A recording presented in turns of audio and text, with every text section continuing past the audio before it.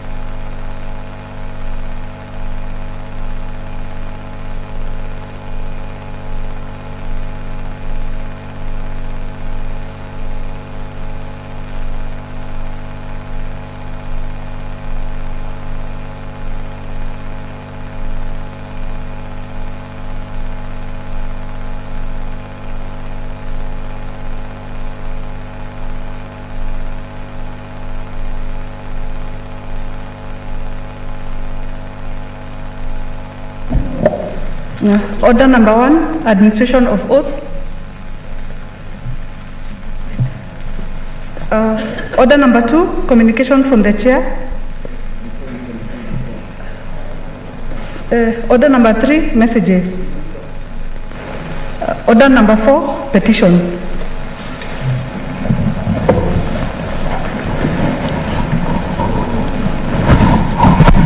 Honorable Senators, I hereby report to the Senate that a petition has been submitted through the clerk by Wilson Amuge Arap Lagat, a resident of Baringo County, concerning alleged corruption, land historical injustices, abuse of human rights, fraudulent use of office for personal gain, and oppression of individual rights.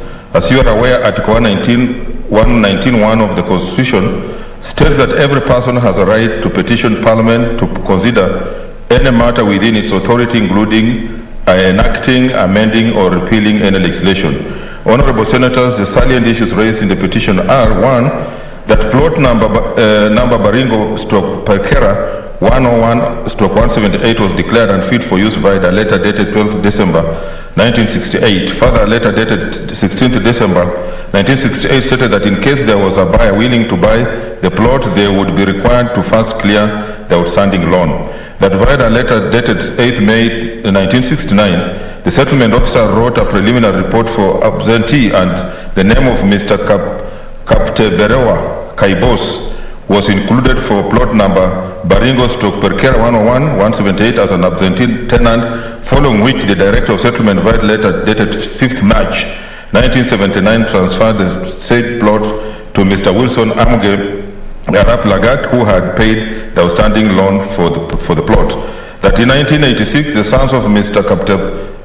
Kapteberewa Koibos reclaimed the plot number Baringo/Perkera 101/178, stating that the said plot belonged to their father. The case was heard at the district officer's office, and it was determined that the plot belonged to Mr. Wilson Amge Arap Lagat. However, the sons of Kaptoberewa invaded the plot and proceeded to settle there. That in 1990, the High Court issued a judgment on Nakuru case number 164 that Mr. Wilson Amge Arap Lagat was the rightful owner of the plot. After the said judgment, the sons of Mr. Kaptorewa Koibos filed a case to challenge the judgment of the High Court. The case was heard and orders were given for the dismissal of the case filed by Mr. Wilson Amge Arap Lagat and cancellation and removal of his name as the owner of plot number Baringo/Perkera 178.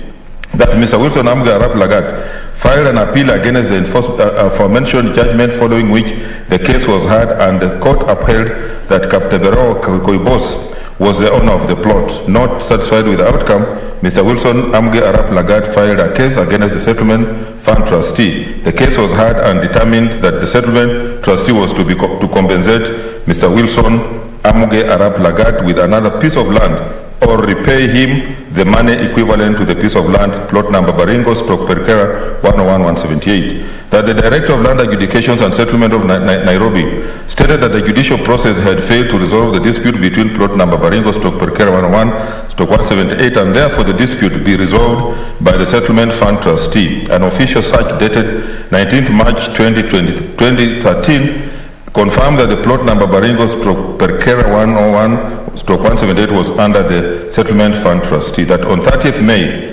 January 2018, Mr. Wilson Amge Arap Lagat moved to court again and filed a case on the plot number Baringo/Perkera 101/178, and the case was heard.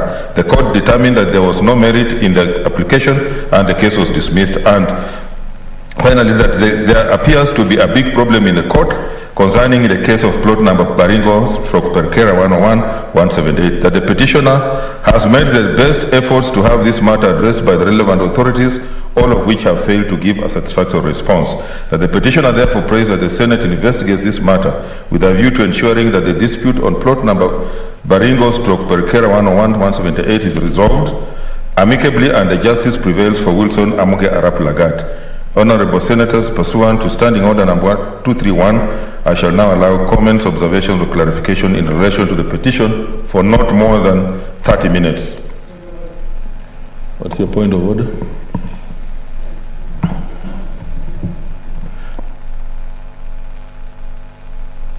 Mr. Speaker, I've keenly listened to the petition, and I just wanted you to give a direction as to whether it meets the threshold for this House to discuss it, Mr. Speaker, because, Mr. Speaker, I've heard the contents of the petition, and it is a conflict between two people which has already been adjudicated elsewhere.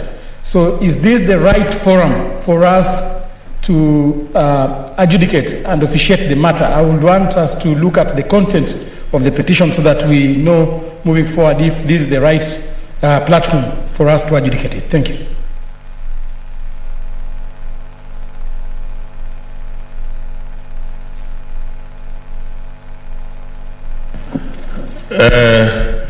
I hear you, but you know, all matters that come here are approved by the Speaker.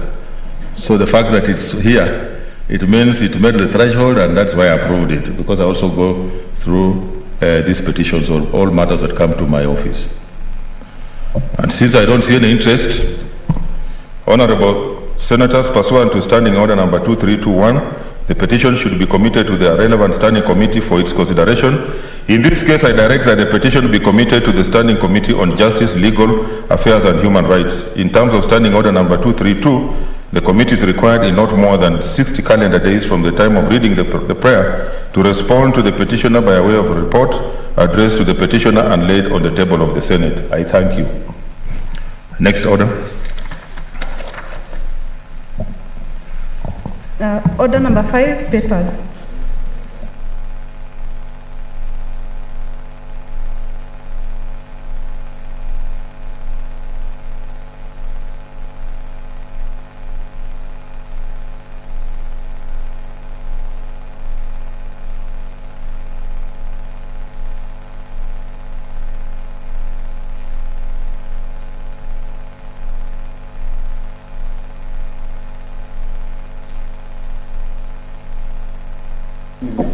Chair of Health. Chair or any member of the committee. Senator.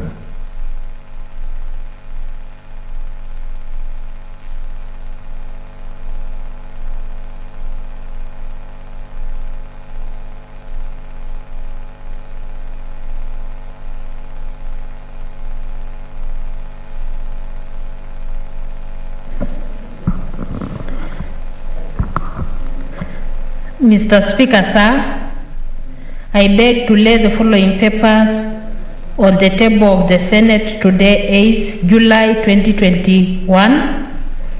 1.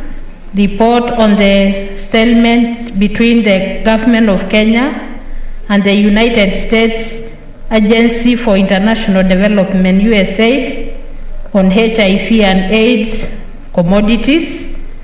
And 2. Report of the Standing Committee on Health on the Mental Health Amendment Bill, Senate Bill number 28 of 2020. On behalf of the chairperson,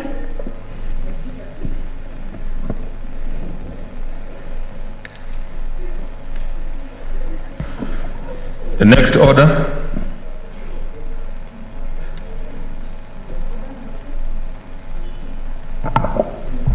Order number 6, notices of motion. Order number 7, statements. Senator Khaniri. Okay. What's your point of order? Senator Wambua.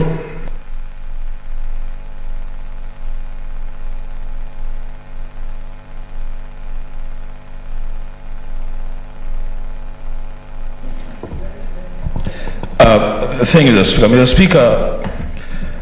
Before we go into statements, Mr. Speaker, there is a statement that I sought more than 2 months ago. The Speaker, on the issue of the payments for former councillors. And the Committee for Labour had undertaken to process that matter within 14 days. More than 2 months down the line, Mr. Speaker, I have not received any report and no processing has taken place. Mr. Speaker, I raise this matter because the plight of our former councillors, Mr. Speaker, is really appalling. Seriously, this House has got to do something or be seen to do something about the plight of those councillors. And if a statement like that, then we would sit here for more than 2 months, we are seen to be responsible, Mr. Speaker.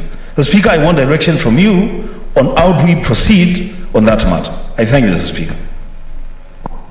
I concede, Senator Nderitu.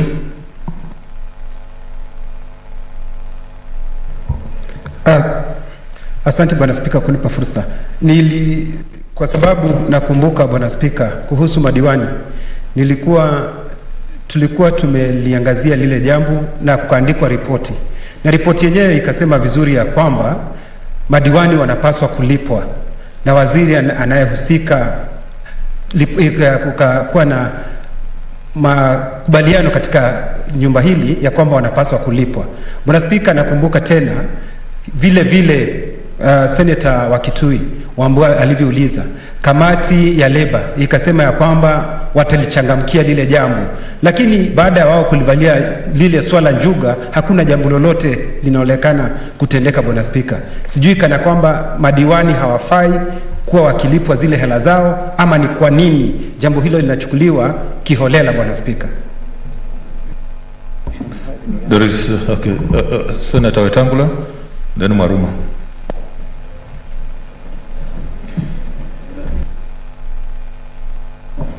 Mr. Speaker, that point raised by the distinguished Senator for Kitui is very pertinent.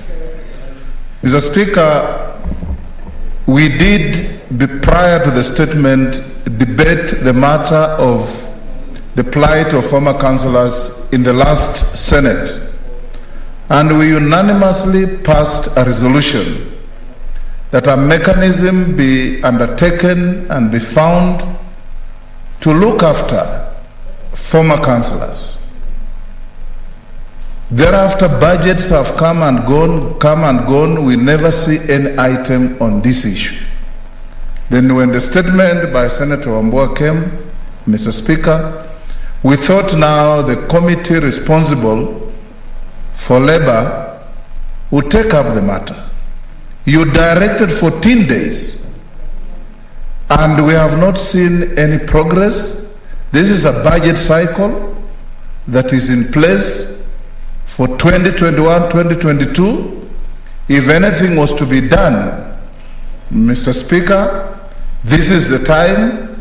You've seen the former vice presidents and the former prime ministers have been paid their dues, and councillors are languishing in abject poverty out there. This House, as the defender of counties and their governments and their people and the people of this country, need to get to the bottom of this, Mr. Speaker. And as I end, Mr. Speaker, I again bring to this House the clarion call that this House must reintroduce the implementation committee. If we had the implementation committee, Mr. Speaker, this is a matter that need not come back to this floor. It would only go to that committee to do the necessary follow-up with the necessary departments of government, the Office of Control of Budget, the Office of Parliamentary Budget Office, the Committee of Budget in the National Assembly, to ensure that whatever we decide and pass here is not in vain, particularly when it touches on the plight of Kenyans who have been in positions of leadership and have contributed so much to the well-being of this country. Senator Maruma. Thank you, Mr. Speaker, for this opportunity. I wanted to report on the issue of former councillors. I was also going to bring a petition on the same issue, but then I was advised that there was going to be motion by Senator Nderitu, which we discussed here, and it was resolved that really the former councillors should be given some remuneration in terms of once-off payment and some money. I would like to report here that on Wednesday this week, the Committee for Labour, of which I'm Vice Chair, met Treasury and some other stakeholders, and I would like to request you to give us some time, because we gave them time to go and consult. Maybe 2 weeks, Chair, they would come with something comprehensive. And I would also want to request that what Senator Wetangula is saying is very true.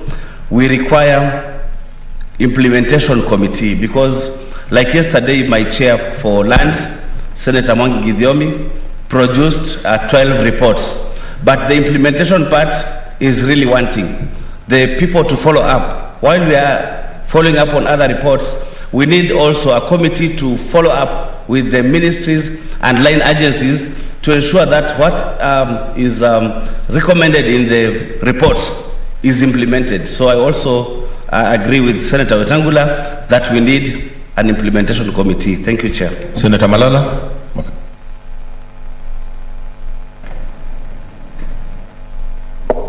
Mr. Speaker, this matter on former councillors is a serious matter, because I've interacted with a number of them back at home, and I must say that they are undergoing a very difficult moment in their lives, Mr. Speaker.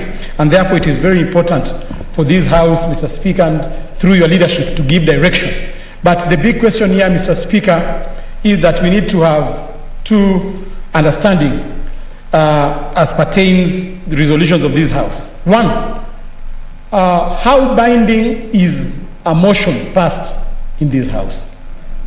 Is it binding? Is it a binding instrument that can compel the executive to implement certain resolutions that we have proposed?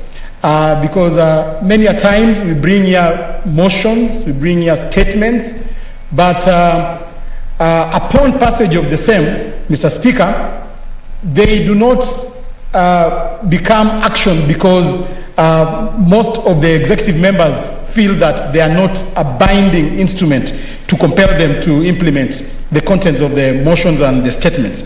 Second, Mr. Speaker, I think as my colleagues have suggested, it is important for this House, Mr. Speaker, to consider bringing back the implementation committee, because we have seen most of the resolution of this House not being followed up by the respective committees. And Mr. Speaker, I have seen people working in contempt of resolutions of this House.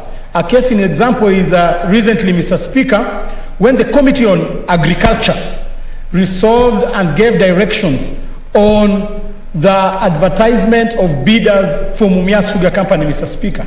One of the governors, a reputable member of the society, went to a function in Kakamega County and said that Senate has got no powers to direct somebody who was summoned before the committee, Mr. Speaker. And therefore, Mr. Speaker, moving forward, it is very important, Mr. Speaker, for us to ensure that we have... There's a point of order. I'm on a point of order. Oh, he's on a point. Oh, sorry. Yeah, he's on a point of order. Okay. And my good friend, Senator Wetangula, has been here long before. He knows he cannot stand on a point of order when I'm... You know, you said you didn't know, so... Okay, now you know my uncle. Thank you. My distinguished uncle. As I finish, Mr. Speaker, I was emphasizing the point that we need to have an implementation committee, Mr. Speaker, so that whatever we resolve in this House can be actionable and can be followed up. But failure to do that, Mr. Speaker, then we shall be engaging in what we call an exercise in futility by passing resolutions which are not implemented. Thank you. Senator Wetangula, you still want to? Okay. Maybe just to respond to what Senator Malala is asking, actually is found on Standing Order number 215, reports on Senate resolutions. He says the clerk shall, within 7 days of a resolution of the Senate or adoption of a report of a select committee, convey the resolution and, where applicable, a copy of the report to the relevant cabinet secretary, independent commission, or holder of an independent office under whose portfolio the implementation of the resolution falls. So it's normally reported to the relevant agencies for implementation. Yes, Senator Wetangula.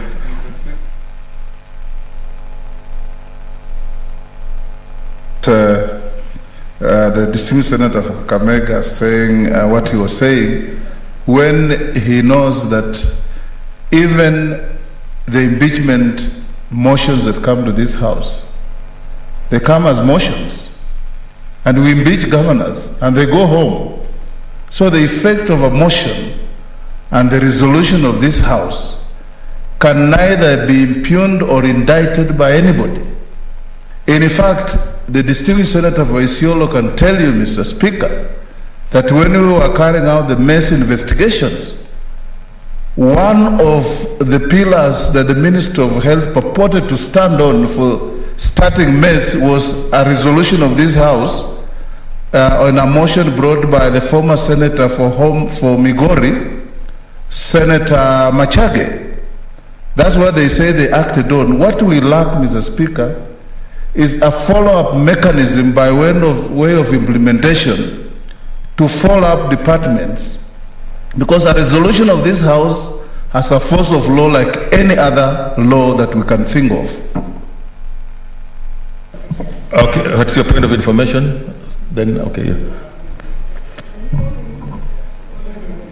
I was informed, but he left before. Senator Nderetu, yes.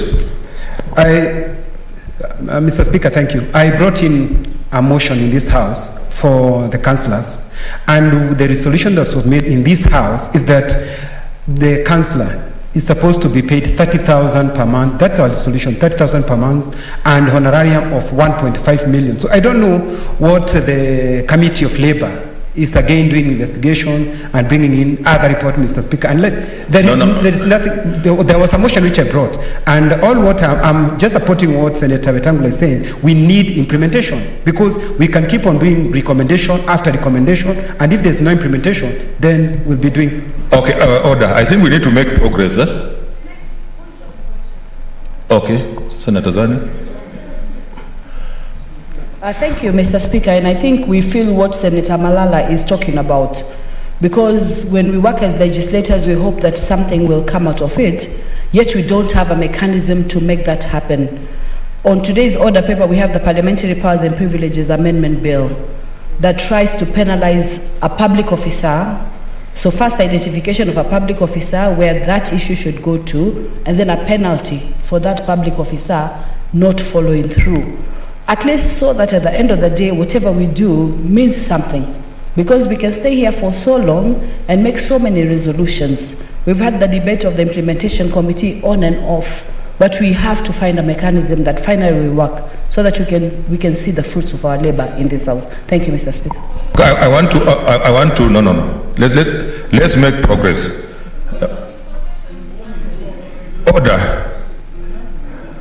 Order. We have heard from the Vice Chair. Okay, what is your...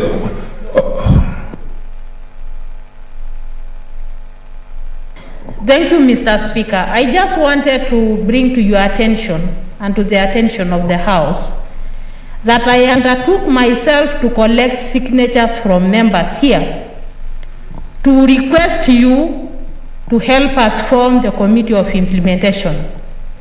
A year down the line, you have not acted on my request. So I wanted to inform the House that there is an urgent importance of forming this committee, which I undertook to form through your office, which you haven't given a response. Order. That is not information. In fact, you are imputing improper motive on the Speaker, which are very dangerous grounds. But I want to respond as such. The Vice Chair of the Labour Committee, if I heard him well, said that they have had a meeting with Treasury following up on what Senator Nderit was talking about on the implementation of what was recommended by the Senate. So I was going to direct that, because of the weight of this matter, because even when we also go home, councillors are asking us about their fate. And we know that Senate had done a good job, so they have been wondering where this matter went. So I'm directing that committee, within the next 14 days, bring a progress report on where the matter is with the Treasury, because we must now move with speed. On this other matter, on the implementation committee, yes, Senator Dulo, what is it? Mr. Speaker, I think before Senator Nderitu, this House passed a motion by the same House on the former councillors, brought by Senator Lonyangapuo. And I think there was a bill, if I'm not wrong, maybe the executive needs to look into that was prepared as a result of that. But National Assembly rejected, saying that is a money bill. So maybe you need to follow up, as the executive need to follow up and really get to know what is happening before maybe Labour Committee looks into that, and maybe feed whatever information you get into what Labour Committee is doing. Thank you. Okay, it seems to be a mix-up, but I think we will make a follow-up because it's extremely urgent that we get a resolution. On the matter of implementation committee, the matter has been discussed by the relevant committee. I think it's a live matter, and there were arguments for and against it. I think you just need to conclude it and undertake to conclude the matter so that we are able to move forward. Because when we had a last meeting, there were those who were for it, others were saying it was there, it was not effective, and that's why it was removed. So, but anyway, let me undertake to give a feedback on that. Next order, Senator Haneri, I think was.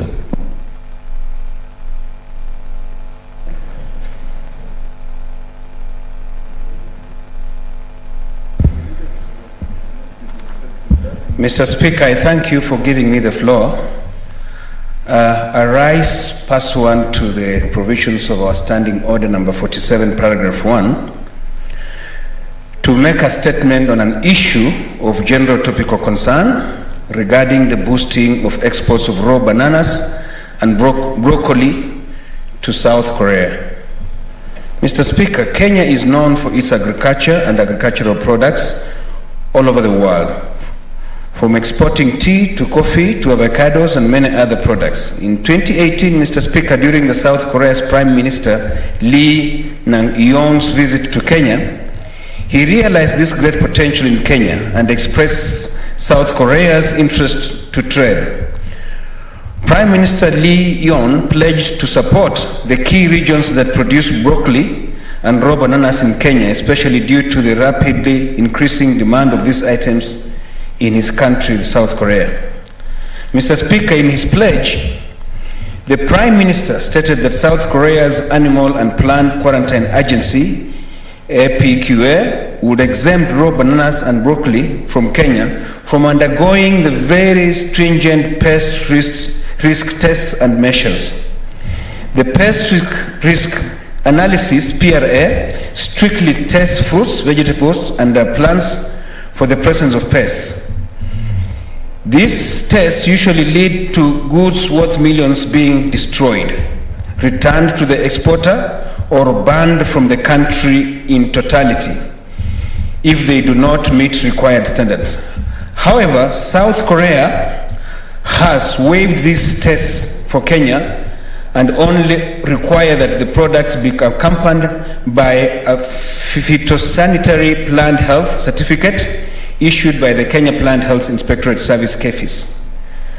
Mr. Speaker, back in 2018, when South Korea expressed their interest by waiving these requirements, it was expected that production and export of the two products, unripe bananas and broccoli, would shoot. However, 3 years down the line, and no major changes have been reported with regards to production or export. Even with this ease of entry into Korea market, exporters are yet to increase their sales to South Korea, and production of the two still remains the same. Mr. Speaker, a very good opportunity has been presented to us. Getting our products in South Korea will not only do good for the farmers, but for the Kenya's economic growth, especially in this trying time of COVID-19. It will also very greatly boost our foreign relations with other countries and maybe even present more and bigger opportunities for farmers and Kenya at large. That we are not scrambling to grab this opportunity is very baffling to me, Mr. Speaker. Mr. Speaker, we are the leaders of this country, and as leaders, we need to look for our people and our economic growth. I urge every one of us to lobby our counties, and especially those that are known to produce bananas and broccoli, to dream bigger. We cannot only be producing bananas and broccoli for national consumption when there is demand, very, very high demand out there. Farmers need to ramp up their production, produce high quality product, and enter into international distribution. Let us not allow such opportunities to go to waste, Mr. Speaker. I thank you. I want to manage our time well because we have so many statements. So the riders, please, I'm sorry. Today you will not ride.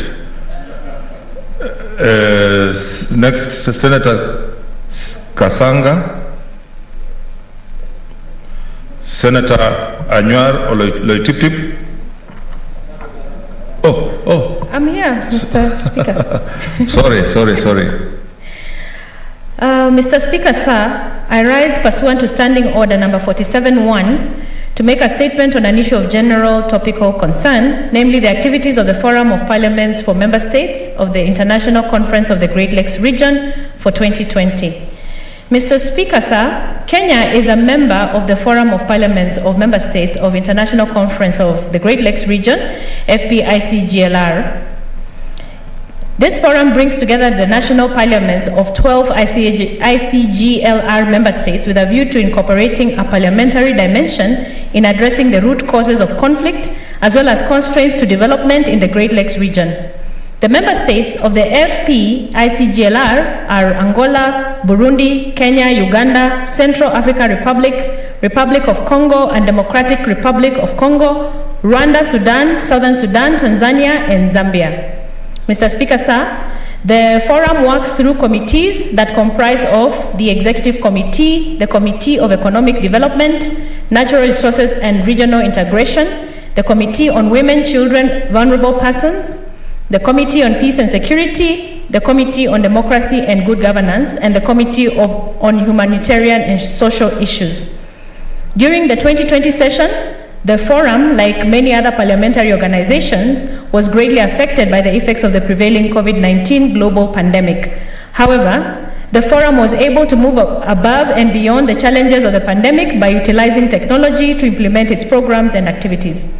Virtual meetings of the forum's committees discussed, amongst others, the effects of the pandemic on peace and security in the region, the case of member states, the role of parliament in promoting good governance, the impact of COVID-19 on economic development in the Great Lakes region, social challenges faced by households due to COVID-19, and focus on domestic violence. Mr. Speaker, sir, during the 10th ordinary session of the plenary assembly of the FP-ICGLR held in Bujumbura on 4th to 7th December 2019, the General Secretariat undertook an assessment on managing cross-border conflicts in the Great Lakes region. This is in accordance with Article 17 of the Pact of Security, Stability and Development, which provides that member states undertake to ensure lasting peace and security in the whole region of the Great Lakes. The assessment noted that there were several causes of cross-border conflicts in the GLR, which include the following: improper distribution of natural resources, lack of effective management of natural resources, proliferation of small arms, ethnic divisions, political differences, transnational links, and the diffusion of violent conflicts, forced migration, and democratization and governance issues. It was further noted that governments in the region had made great strides to promote peace and security in the region. Some of the measures taken by governments of the ICGLR member states include commitment by heads of states to creating a conducive environment for political and economic cooperation, and signed agreements to end the conflict peacefully and to attain stability and development in line with the objectives of peace, security, and cooperation framework.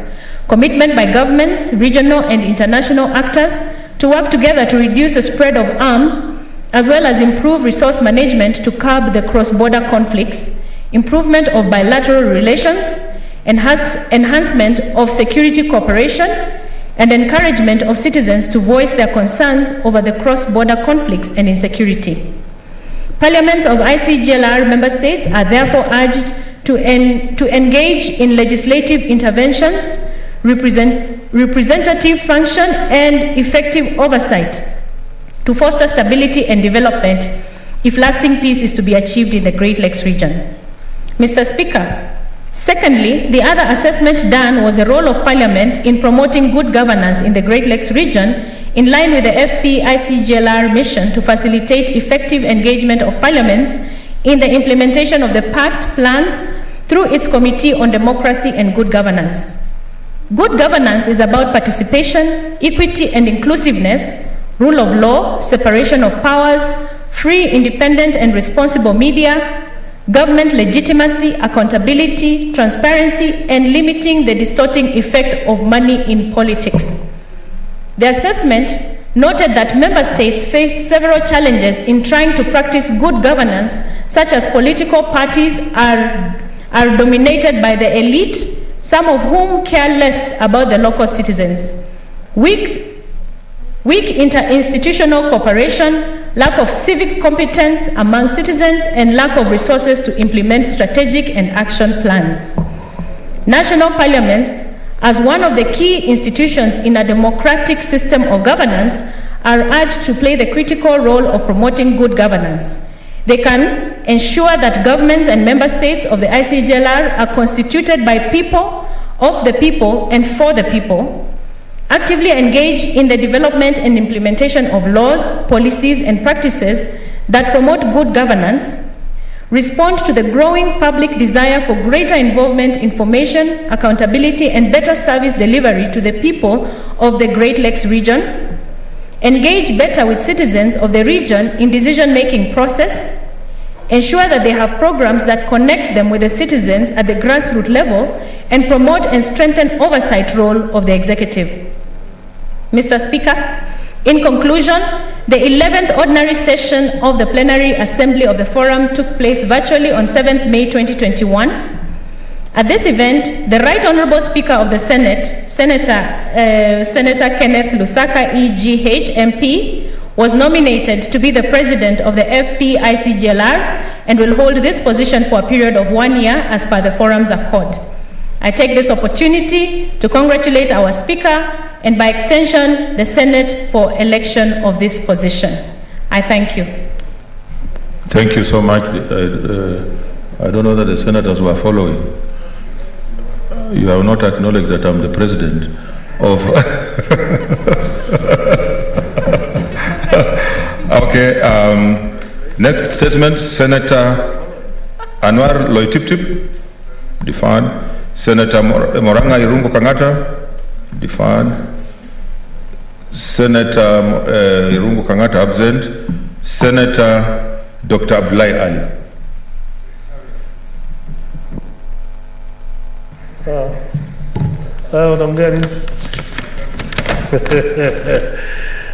Thank you, Mr. Speaker. I have a lot of stories here, but I don't know now. This one I can't read it. I don't know because 48.1 I have to ask questions, but anyway, let me see what I can do.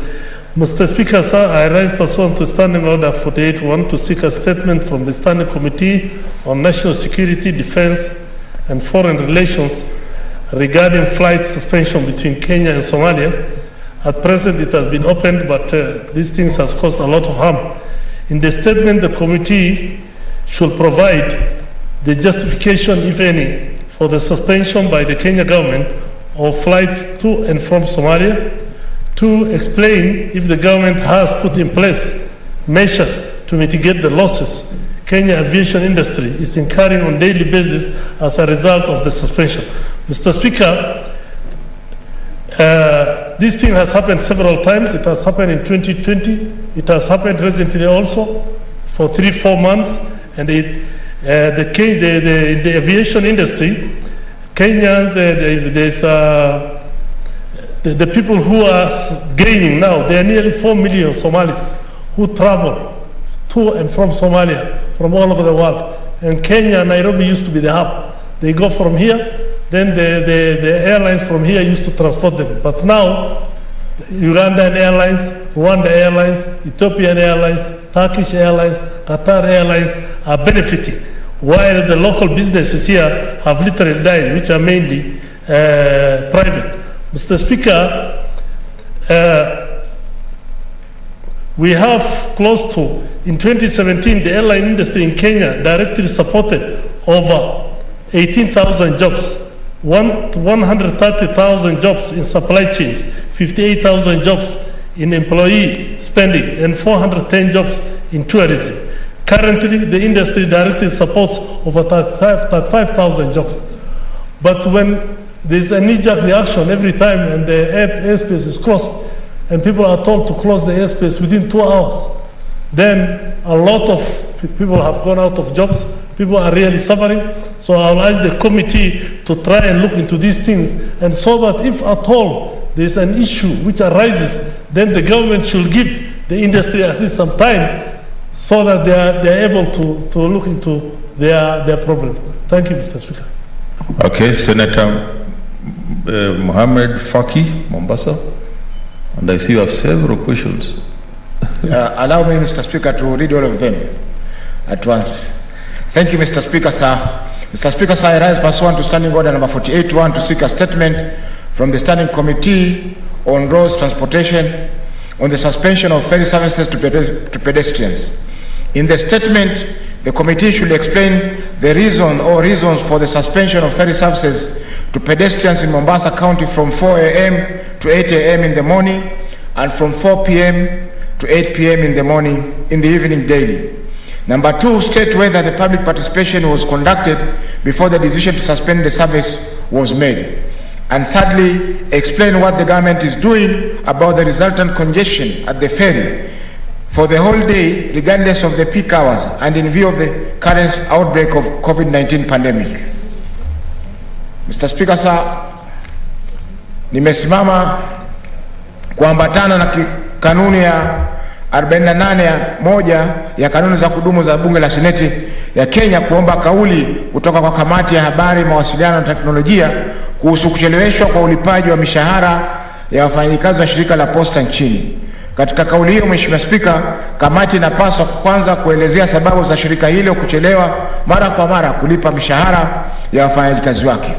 Pili, kueleza sababu za shirika hilo kuchelewa kulipa kodi, pesa za huduma ya afya na pesa za uzeeni na mikopo ya wafanyikazi kwa wafanyikazi wake, ile hali wanadaiwa na vyama vya ushirika SACCOS pamoja na benki za kibinafsi.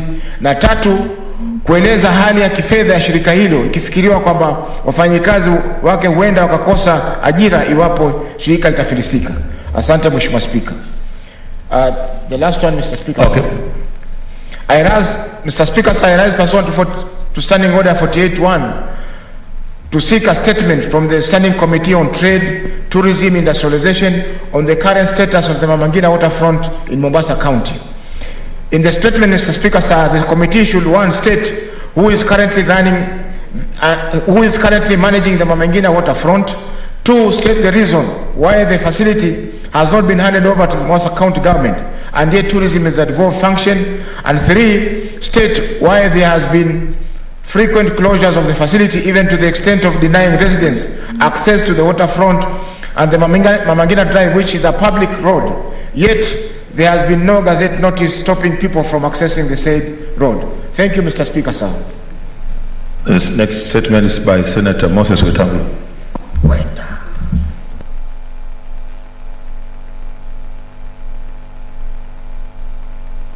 Thank you, Mr. Speaker. Mr. Speaker, this statement I filed on 3rd of June. It has come late because of our recess. Mr. Speaker, I rise pursuant to Standing Order 48(1) to seek a statement from the Standing Committee on National Security, Defense and Foreign Relations regarding the recent mysterious disappearances and killings in Kenya. In the statement, Mr. Speaker, the committee should, 1, provide a status report on the investigation surrounding the recent mysterious disappearance and death of Mr. Bashir Mohammed, who is reported to have been last seen in Kilimani, Nairobi County on Thursday, 13th May 2021, only for his body to be discovered in a river called Nyamindi in Kirinyaga County, as well as those of 1, Brian Odwori, Jack Anyango, Elijah Obwong, and Benjamin Imbai, who were reportedly kidnapped in Kitengela Township on Monday, 19th April 2021, and whose bodies were later found in rivers Mathioya and Mukangai, situated in Murang'a County. 2, explain the measures taken by the government to stop the now rampant kidnappings and killings of innocent Kenyans. 3, explain the steps taken by the government in ensuring that water bodies in which the bodies of the victims were found are cleaned and measures put in place to prevent dumping of bodies in rivers. Mr. Speaker, you've seen of late people disappear from Nairobi, from the environs of Nairobi, and curiously are found dumped in the rivers within Murang'a County, Kirinyaga County, and around Thika. These bodies, Mr. Speaker, are dumped in fresh water bodies that are used by citizens of this country for domestic use and for use of their animals. Lastly, Mr. Speaker, yesterday, a Mr. Achola, an engineer, a friend of mine, called me to report to me that his 10-year-old daughter, by the name Millicent Akinyi Achola, disappeared at 1 p.m. at Mihango Estate in Eastlands. Today, Mr. Speaker, we have gone more than 24 hours. The child has not been found. Nothing has been heard of this child. And I just hope and pray that the body of this child will not be found after the abductors killing her and dumping her in whatever place they have been doing. I want to acknowledge, Mr. Speaker, that I reported this particular case to the DCI, Mr. Kinoti, and he assured me that he's setting a squad to Mihango to try and investigate the disappearance of this grade 4 child who just disappeared from their parents' house and nobody knows where it is. We want an assurance from the state, Mr. Speaker, that the duty to protect the lives and properties of innocent Kenyans is sacrosanct, and that we can't have people disappearing and later their bodies being found dumped in rivers, stuffed in sacks, and mutilated, and we are seeing no arrests, no prosecutions. Thank you, Mr. Speaker. Thank you. Next statement by Senator Petronila Were.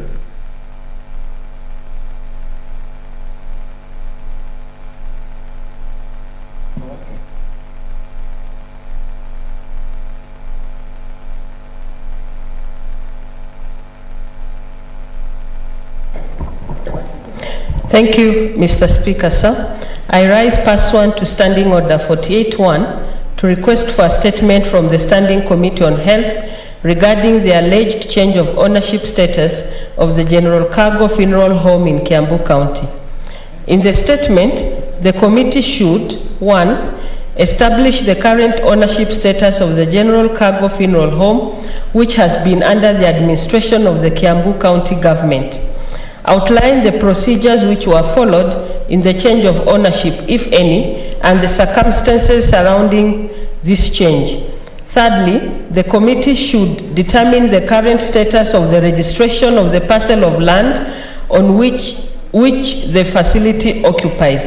And finally, Mr. Speaker, the committee should state how the current ownership, control and management of this facility has impacted the lives of the people of Kiambu and its environs, given that several counties were being served by the said funeral home when it was being operated by Kiambu County government. Thank you, Mr. Speaker. Next is from Senator Beatrice Kwamboka Makori. Absent, deferred. Senator Millicent Omanga. Deferred, absent. Senator John Semwaruma.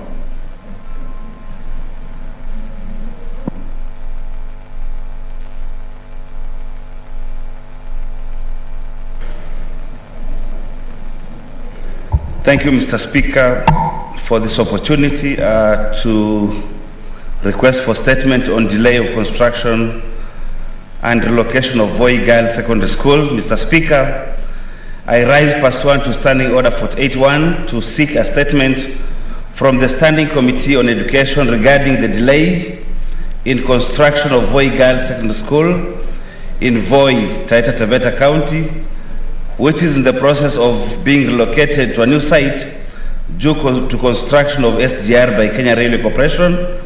In the statement, the committee should, 1, indicate the status of construction of Voi Girls Secondary School at the new site in Vindo area of Voi. 2, explain the reasons for the delay in completion of the project. 3, state the expected date of completion of the project. And 4, state the projected cost of the project and indicate the amount paid so far. Thank you, Mr. Speaker.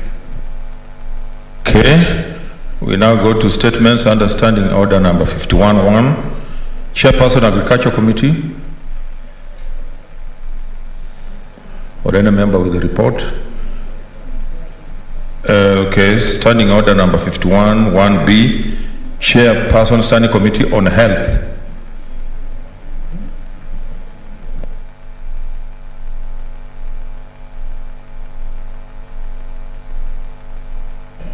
Labor Committee, I'm told, requested to submit their report next week. Chairperson, Land, Environment and Natural Resources.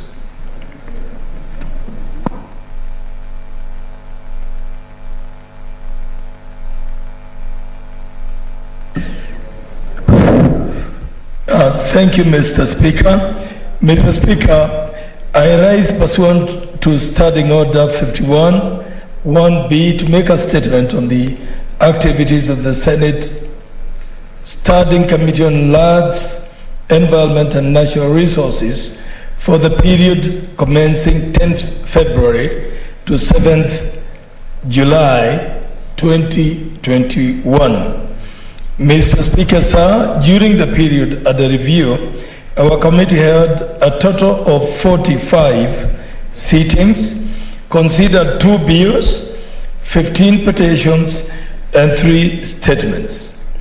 The committee also held 5 engagements with the stakeholders to respond to the petitions, statements, and a committee inquiry, and further requested for written submissions from members of the general public on the 2 bills.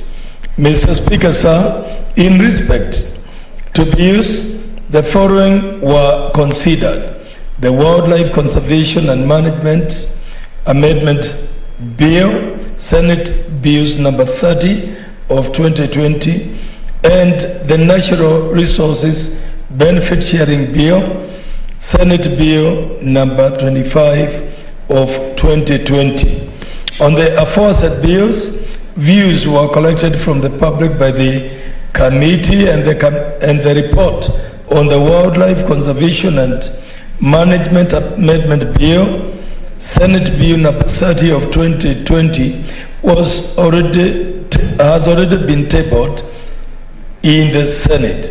For the Natural Resources Benefit Sharing Bill, Senate Bill number 25 of 2020 is currently awaiting adoption by the committee and shall be ready for tabling in the House in the forthcoming week. Mr. Speaker, sir, regarding statements, 3 statements were sought, one by Senator Judith Pareno, MP, on human-wildlife conflict in Kajiado County. But another one by Senator Moses Otieno Kajwangi, MP, on dredging and sand harvesting activities around Takawiri Island in Lake Victoria, and a statement requested by Senator Aaron Cheriot, MP, on the construction of the Koru Soini Dam in Kericho and Kisumu counties. The committee has since met the Ministry of Tourism and Wildlife on the statement by Senator Judith Pareno, MP, met the Cabinet Secretary, Minister of Water and Sanitation and Irrigation on the statement by Senator Aaron Cheriot, MP, and is awaiting for a response from the Ministry of Environment and Forestry, and statement by Senator Moses Otieno Kajwang, MP. Mr. Speaker, sir, with regard to petitions, the committee has one of the most critical mandates that directly affect the citizens, and that is land and environment matters. The committee recently tabled 12 reports, actually they were tabled yesterday, leaving a balance of 3 petitions that are being finalized by the committee and will be tabled in due course. There are 4 other petitions that are also before the committee that were committed to be handled jointly with other committees that the committee will now prioritize for its completion, now that a bulk of the petitions have been completed by the committee.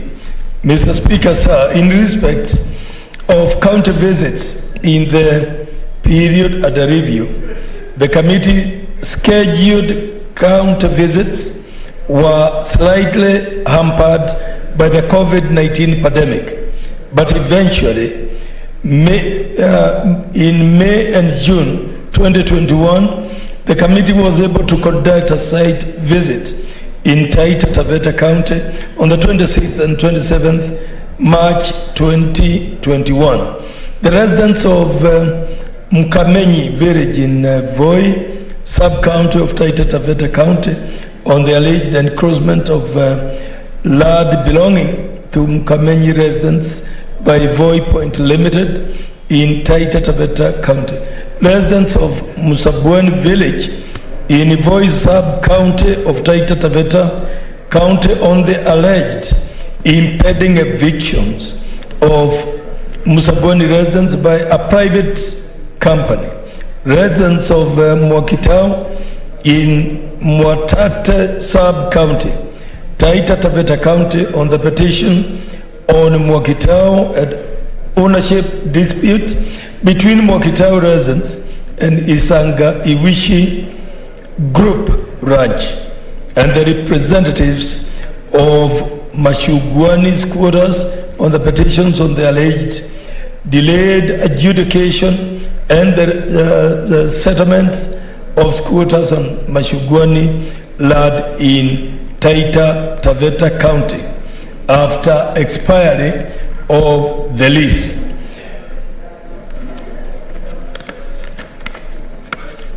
Mr. Speaker, sir, the committee conducted another site visit on 28th May 2021 to Thuakedam, Makueni County, following a petition by the Makueni County Assembly Committee on Environment and Climate Change on the adverse effects of rock blasting by the construction of Thuakedam. Rather the contractors of Thuakedam. Another county visit that was conducted by the committee was to Mombasa and Kwale counties on 19th and 20th February 2021 respectively. The visits were to the Wajomvu community on a petition regarding the alleged historical land injustices involving plot number 162/V/MNCR1070 and to Kwale County following a request through the office of the Speaker by Senator Boy Isa Juma Boy, MP, on the eviction of residents from plot number land reference 4572 situated in Diani, Kwale County, and to residents residing next to the Ukuda airstrip following the eviction notice against them. Mr. Speaker, the committee would like to highlight the following areas that will form part of its business for the next quarter. Clear the pending petitions, which are 4 petitions, engage relevant stakeholders on the matter of climate change that is now a global challenge, and engage the National Treasury and other stakeholders on the matter of mining, royalties, and the status of disbursements to communities. Mr. Speaker, sir, I beg to stop at that point.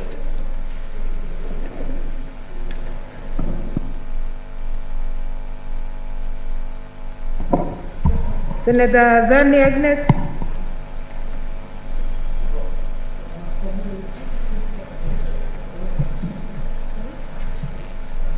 Senator Zani, did you ask to speak on this?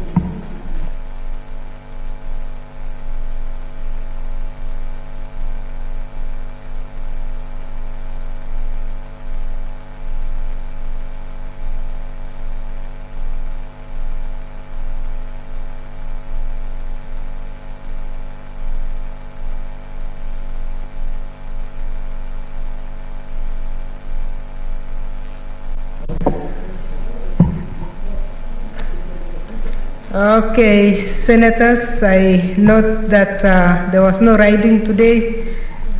Senator for the Chairperson, Standing Committee on Health.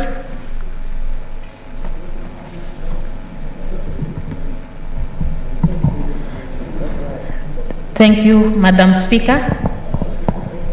This is a statement on the activities of the Standing Committee on Health for the period 1st February 2021 to 31st April 2021. I'm reading on behalf of the Chair. Honorable Speaker,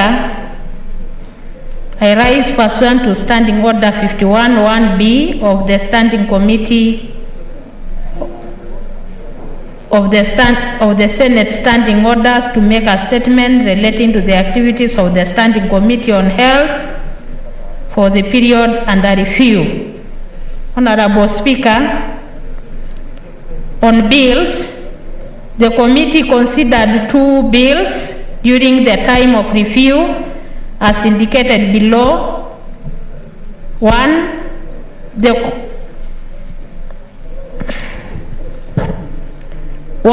the Community Health Service Bill, Senate Bill number 34 of 2020. Honorable Speaker, the Community Health Service Bill was sponsored by Senator Dr. Agnes Zani, MP. It was read a first time in the Senate on the floor on 4th March 2021. Following this, it was committed to the Standing Committee on Health for consideration and facilitation of public participation in accordance with Standing Order 141 and 5. The committee has concluded its consideration of the Community Health Services Bill and has adopted its report and committee stage amendments thereon for tabling. 2. The Mental Health Amendment Bill, Senate Bill number 28 of 2020. Honorable Speaker, the Community Health Service Bill, the Mental Health Amendment Bill was sponsored by Senator Sylvia Kasanga, MP, and it was read the first time in the Senate. Following this, it was committed to the Standing Committee on Health for consideration and facilitation of public participation in accordance with the Standing Order 141 and 5. The committee has concluded its consideration of the Mental Health Bill and has adopted its report and committee stage amendments. B, on statements. Honorable Speaker, the committee has considered and concluded 2 senators' requests for statements during the period under review as follows. Statement sought by Senator Petronila Lokori-Owere, MP, on the state of affairs at the Busia County Referral Hospital. And 2, the statement sought by Senator Omogeni, MP, on the death of Ms. Martha Kemunto at the Nyamira County Referral Hospital. The committee held meetings with the key stakeholders in relation to the statements, including the relevant county government, at the meeting in which the senator was present. Further to the above, the committee sought for and concluded the statement from the Ministry of Health on the following. 1, the status of nationwide COVID-19 vaccine rollout. 2, alleged stalemate between the government of Kenya and USAID on HIV and AIDS commodities. 3, emergency authorization for the importation and distribution of the Russian manufactured Sputnik COVID-19 vaccine in Kenya. And 4, cancellation of licenses to private sector entities in the importation, distribution and administration of COVID-19 vaccines into Kenya. In relation to the mentioned above statements, the committee also held consultative meetings with the key stakeholders where relevant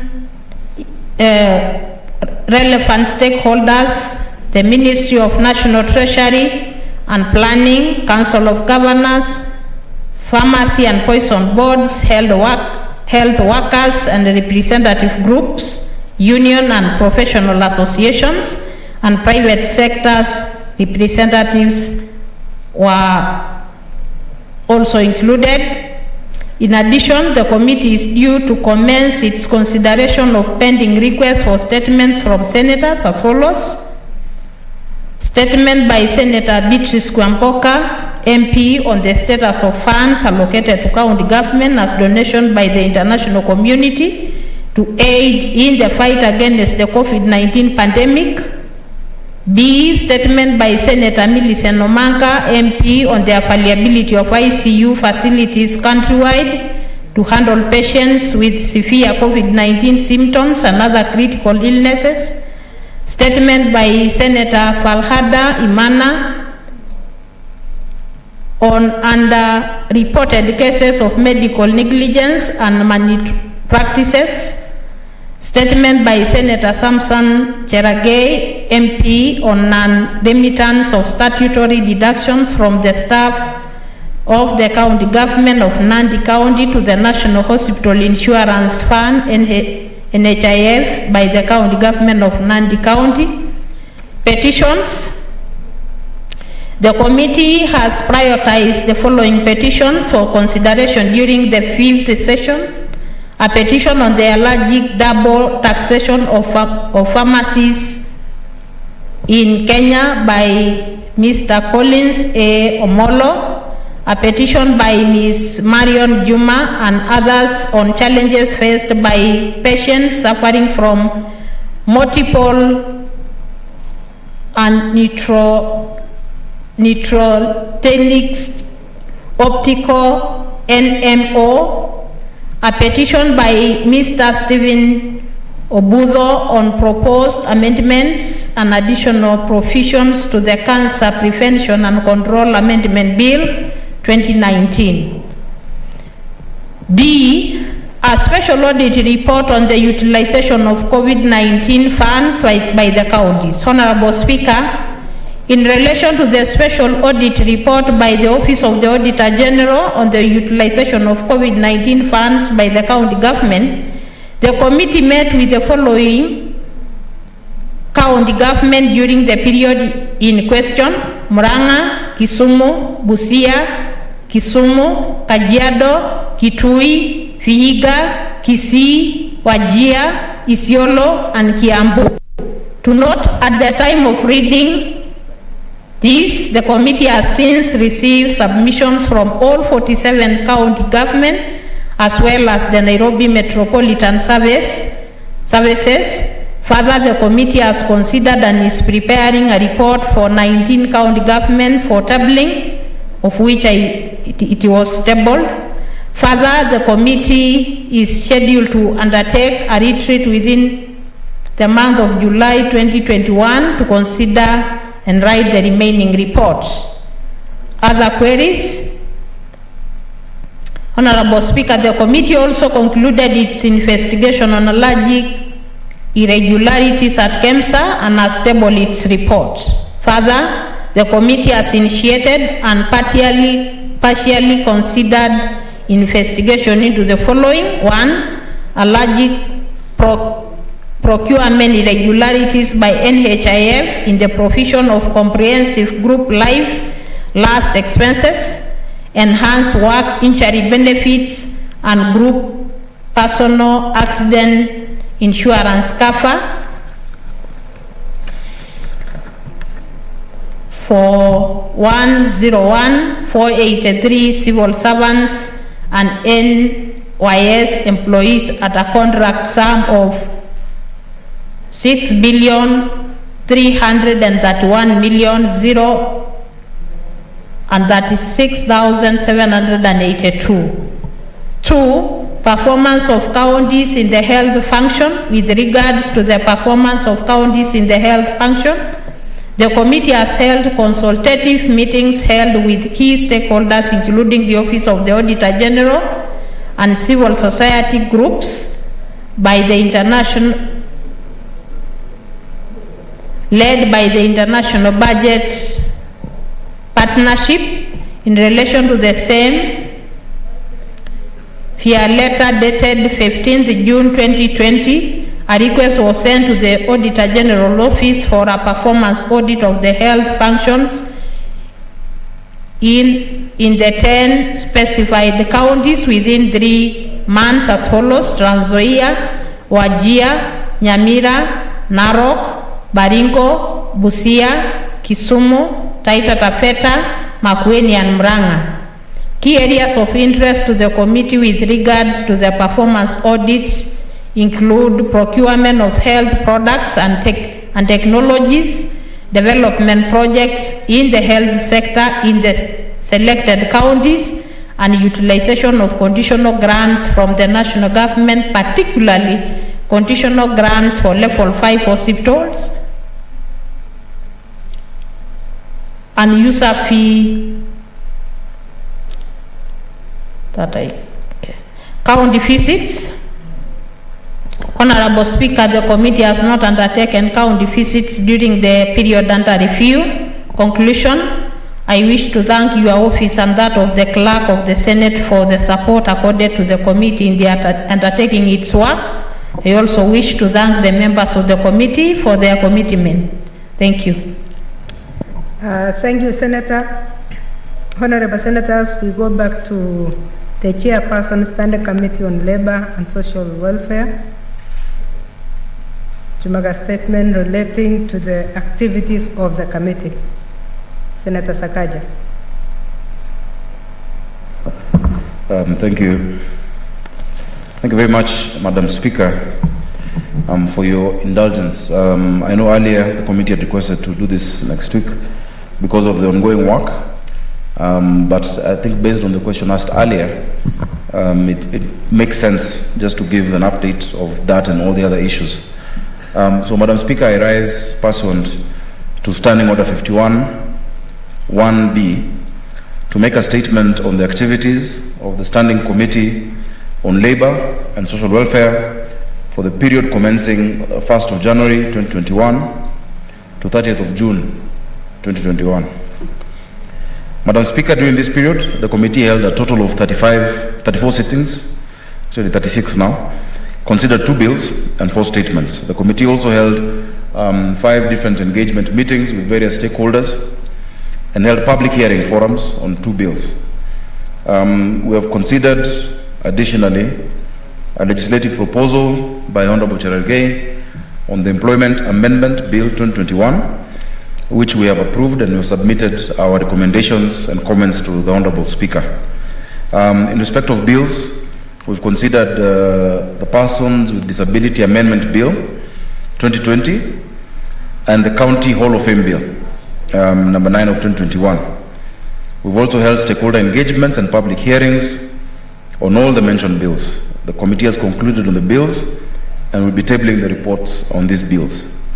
Madam Speaker, we have had 4 statements that are committed to us and reported on 2 statements. Understanding Order 51 1A, the first one was on Inua Jamii cash transfer programs, where we invited all senators to receive details of the status of this cash transfer to the elderly persons and orphans and widows in the different counties. And we gave a tribute to the late Benjamin Ayimba, who was a rugby player, captain and coach, who we lay to rest, and may God rest his soul in peace. There are 4 statements that have been committed to this committee under Understanding Order 48.1. The first one, of course, is the status of operations of the Kenya Scouting Association by Senator Petronila Were Lukorio, who is a former scout like me. The second one is delays in payment of work injury benefit and other related compensations to staff in county governments by Senator Dr. Abdullahi Ali, who forgets to sometimes tell you how we have intervened severally in his county, including payment of people who the county government was not paying. The former governor. as well as on national government interventions to cushion persons with developmental disabilities in line with the Big Four agenda on universal health cover. This is by Senator Dr. Isaac Mwaura. Madam Speaker, the committee has been following up, and this question has just been asked, I think under statements, the matter of payment of one-off honorarium and pension to former councillors, which is both a statement and a Senate resolution. In fact, it's a resolution that has been resolved twice by this House. Yesterday, Madam Speaker, we met the former councillors under the auspices of the National Councillors Forum, led by Dr. Gitau, former councillor. The previous week, together with Senator of Nyandarua Gidiomi, Senator Gidiomi, we met the leadership of that forum. That included the former Deputy Mayor of Nairobi, Lawrence Ngasha, former Deputy Mayor Ali Mwanzo, former Councillor Norbert Oduri of High Ridge, and a number of them, and they brought those issues. Yesterday we met with them, and the National Treasury wrote to us asking for postponement. Because what happened is when these resolutions were passed, a task force was set up between the National Treasury and the Ministry of Devolution. Remember, this used to be, based on how you look at it, local government before. And they are saying that they're giving us the findings of this task force. Now, I know the chair has directed that in 2 weeks we give a progress report. But Madam Speaker, I'd ask you to waive that direction, because we don't want to give a progress report. We want to give you a final report after next week. Because we're having the last meeting with the Treasury on this matter. The Senate has resolved, and we don't want to be taken around in circles saying there's a task force. We want to see whether there is that goodwill. So we will resolve, and we'll give a final report, because councillors, as members have said, all over the country are really asking about this matter. And really, it is not fair for us to allow any prevarication by the national government on this matter. They should either tell us they're doing it or they're not going to do it. And then we'll see what further action to take, because it's a resolution of Parliament. Madam Speaker, we've also had an inquiry based on a statement by Senator Fatuma Dulo on the dismissal of workers by the Ewasongiro North Development Authority. We've held several meetings on this matter. Senator Dulo has also attended these meetings, I think a few of these meetings. Madam Speaker, we'll be tabling our report. As well, we have listened to them. We've listened to Asongiro, we listened to the staff members, we've listened to Senator Dulo, we've listened to the ministry led by CS Adan Mohammed, and I think we have enough material to give a final report on the matter. Madam Speaker, we as a committee had an opportunity, additionally, to conduct a study visit to the Saudi Arabia, to the Kingdom of Saudi Arabia, as well as the United Arab Emirates, on the matter of labor migration. This is another very sensitive issue. While we were there, we met mega recruitment agencies that they recruit people from around the world. We also met Kenyans working in the two countries. We met the Ministry of Labor in Saudi Arabia, and of course our mission there. And Madam Speaker, we are finalizing this matter because it is not a straightforward matter on labor migration. We found a lacuna in the laws of labor migration. Today, this morning, Madam Speaker, my committee has met the Ministry of Labor. We've met the Kenyan Association of Professional Employment Agencies, and also ASMAC, an association of skilled labor migration, this morning. And we've raised the issues and the concerns we have seen on both aspects, the labor issues and the welfare issues. Madam Speaker, remember, in a country like Saudi Arabia, there are more than 88,000 Kenyans working there. This is a country where, of its population, there are 13 million non-Saudis working. And they have a huge preference to Kenyans. But we've had also some negative cases, maybe around 100. One case is one too many. But we want to handle it in a manner that, one, secures Kenyans, increases the capacity for labor migration, but does not jeopardize the jobs for the other 80,000 who are okay. Madam Speaker, you'll note that Saudi Arabia now is number 3 in terms of remittances to this country. And so it is a cocktail of hits and misses, and we want to correct those issues. So next Wednesday, and I've just discussed with the Cabinet Secretary of Foreign Affairs just an hour ago, the Ministry of Foreign Affairs is going to join us together with the National Employment Authority and the mega recruiters from Saudi, and we will have a virtual meeting so that we can clear all the pending issues and ensure those Kenyans who might feel they're stuck elsewhere can come back home. But we have proper, predictable, and accountable labor migration framework where whoever leaves this country to go work, because it's a choice, can be accounted for at all times, Madam Speaker. So it might have taken long, but it's a very complex issue with a lot of potential, Madam Speaker, to go wrong if not handled properly. Madam Speaker, pursuant to Standing Order 215.2, my committee is currently following up on the implementation of the resolution I've said earlier on the honorarium, and we shall be giving a report within less than 14 days. Actually, by next week, we'll give the final report. And on the issue of registration of persons with disabilities, given the fact that the law as currently constituted, or rather, as in its current state, does not take into cognizance the advancements after the new constitution. So there are certain people who need to register you. They don't take into cognizance the fact that we're in a devolved, system where this registration can be done at the county level. Many people miss out because before you need the director of medical services. Now, we have 47 health officers across the county. They don't have to do it in Nairobi. In the next 6 months, Madam Speaker, our committee is focusing on the following issues. One, which we're currently doing, is looking at the issues of the creative industry. The creative industry, Madam Speaker, is a frontier, a huge economic frontier for our country. We have a lot of talent, but it's not being managed well.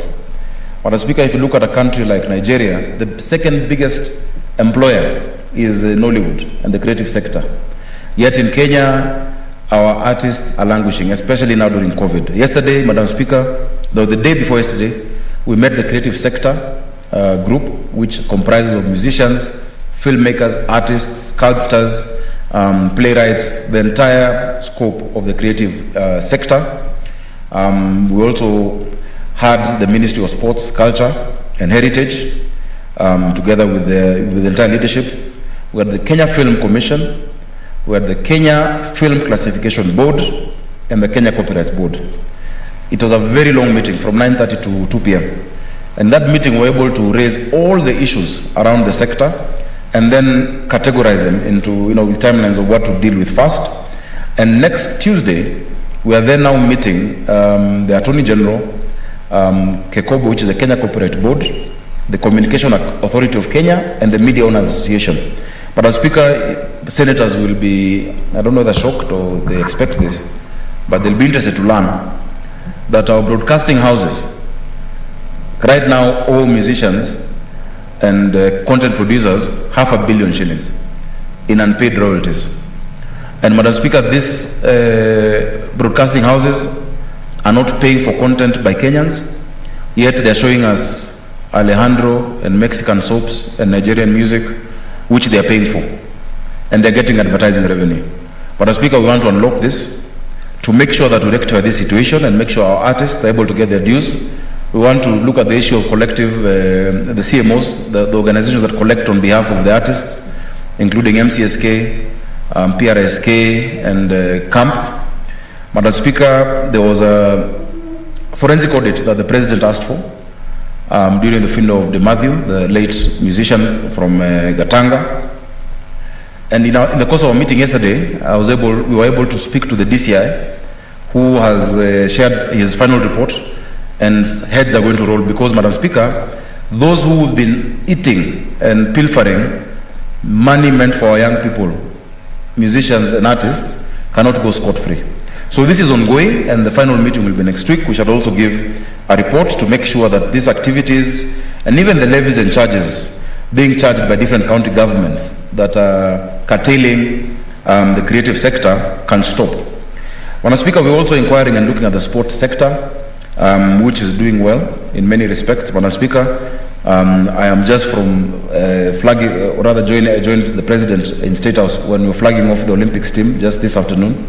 And in many different federations and other sporting areas, Madam Speaker, we are bringing together the federations, we're bringing together the coaches and the player associations to look at how we can strengthen the different, especially the key sports that we have in this country. Madam Speaker, you realize you have a Sports Arts and Development Fund, which runs into billions. Of course, a huge percentage of that has gone to UHC. yet it was meant to ideally target sports and arts more than anything else. So, Madam Speaker, we're inquiring into that. We've met with the Sports Arts and Development Fund leadership, and we'll be giving a report again to this Honorable Senate. We plan some county visits, Madam Speaker, in August 2021. We plan to go to Bomet, Kisii, Nyamira, and Kericho to investigate on the issues affecting workers in the tea sector. Madam Speaker, we also intend to do a county visit to Isiolo County. I'm hearing requests, not go throwing requests.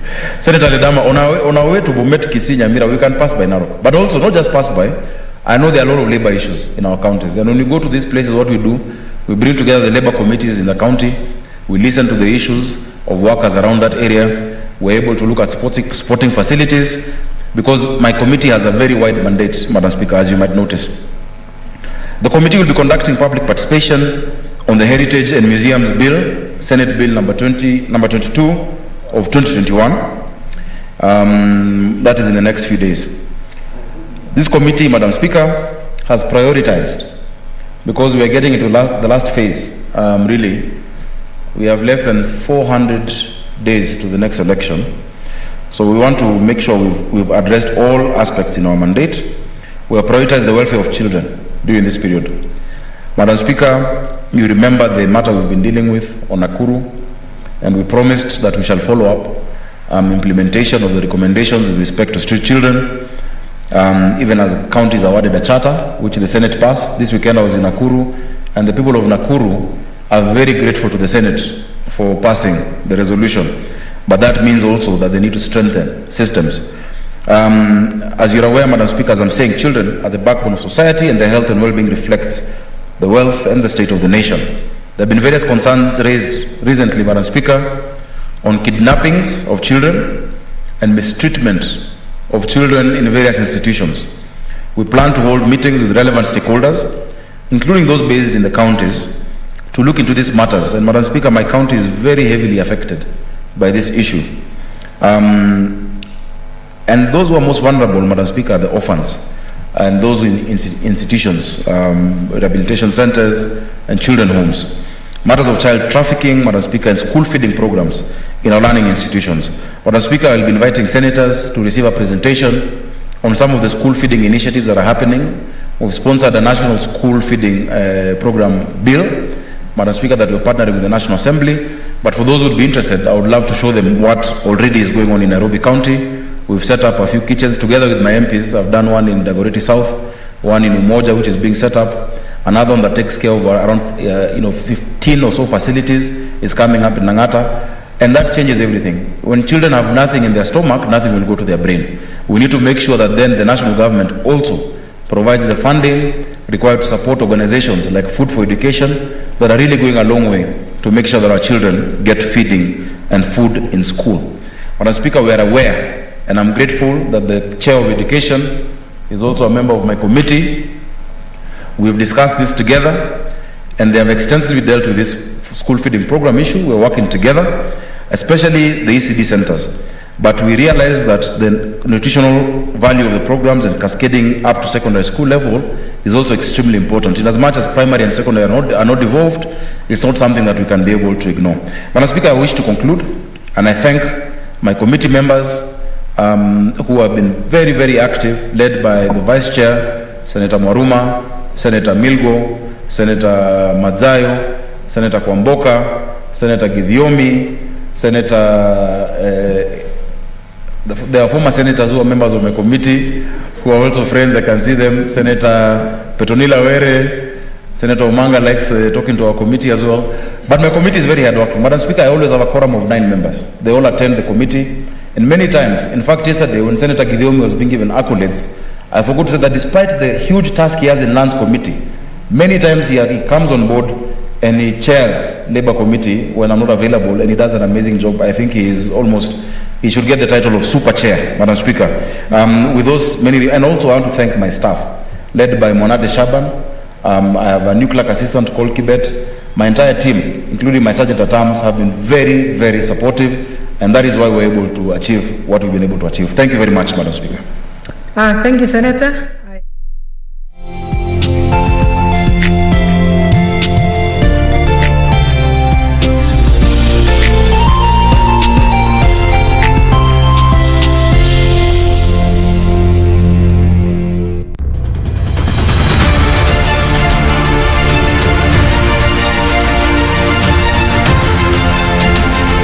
Baada ya miaka 19, kivumbi cha mashindano ya dunia ya Safari Rally kimerejea nchini Kenya kama alivyoahidi Rais Uhuru Kenyatta.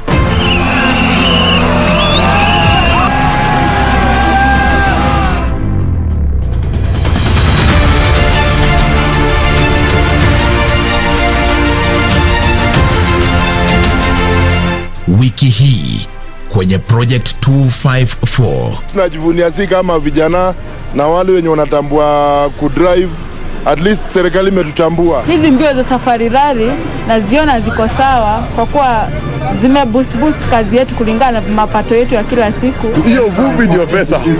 Yes, hiyo vumbi ikuja hivi ndio pesa sasa inakuja, tunashukuru sana kwa hiyo vumbi. Ijumaa saa 2:30 jioni kwenye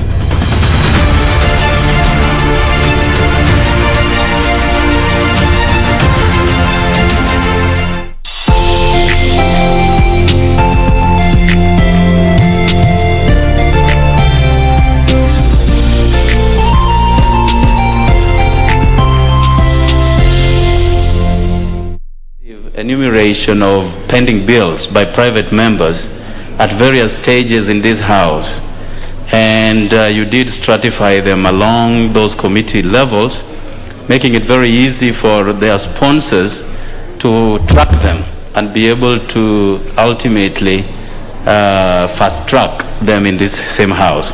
Honorable Speaker, there is a bill that I've been working on, the Health Amendment Bill. I have appeared before the Committee of Budget, presented my case, and when you presented a catalogue of pending bills yesterday, I had expected to know exactly where my bill is lying. Unfortunately, though, I did not hear from